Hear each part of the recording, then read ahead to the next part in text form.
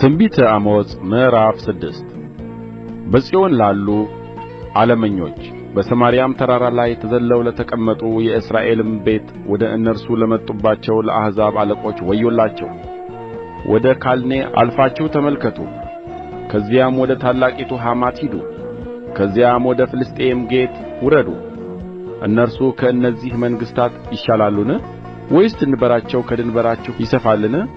ክፉውን ቀን ከእናንተ ለምታርቁ የግፍንም ወንበር ለምታቀርቡ ከዝሆን ጥርስ በተሠራ አልጋ ላይ የምትተኙ በምንጣፋችሁም ላይ ተደላድላችሁ ለምትቀመጡ ከበጎችም መንጋ ጠቦትን ከጋጥም ውስጥ ጥጃን ለምትበሉ በመሰንቆም ድምፅ ለምትንጫጩ እንደ ዳዊትም የዜማን ዕቃ ለምታዘጋጁ በፋጋ የወይን ጠጅ ለምትጠጡ እጅግ ባማረ ሽቶም ለምትቀቡ ስለ ዮሴፍ መከራ ግን ለማታዝኑ ለእናንተ ወዮላችሁ።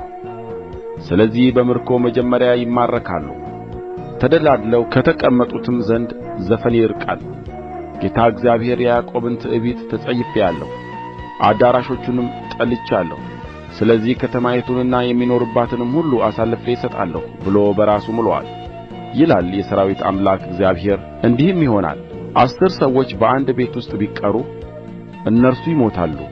አጥንቱንም ከቤቱ ያወጡ ዘንድ የሰው ዘመድና አቃጣዩ ባነሱት ጊዜ በቤቱም ውስጥ ያለውን እስከ አሁን ድረስ ገና ሰው በአንተ ዘንድ አለን ባለው ጊዜ እርሱም ማንም የለም ባለ ጊዜ ያን ጊዜ የእግዚአብሔርን ስም እንጠራ ዘንድ አይገባንምና ዝም በል ይለዋል።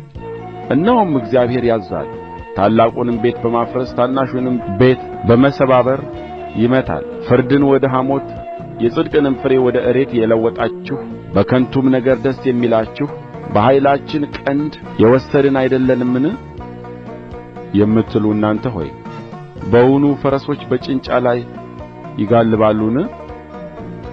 ወይስ በሬዎች በዚያ ላይ ያርሳሉን? የእስራኤል ቤት ሆይ እነሆ እኔ ሕዝብን አስነሣባችኋለሁ ይላል የሠራዊት አምላክ እግዚአብሔር። እነርሱም ከሐማት መግቢያ ጀምረው እስከ ዓረባ ወንዝ ድረስ ያስጨንቋችኋል።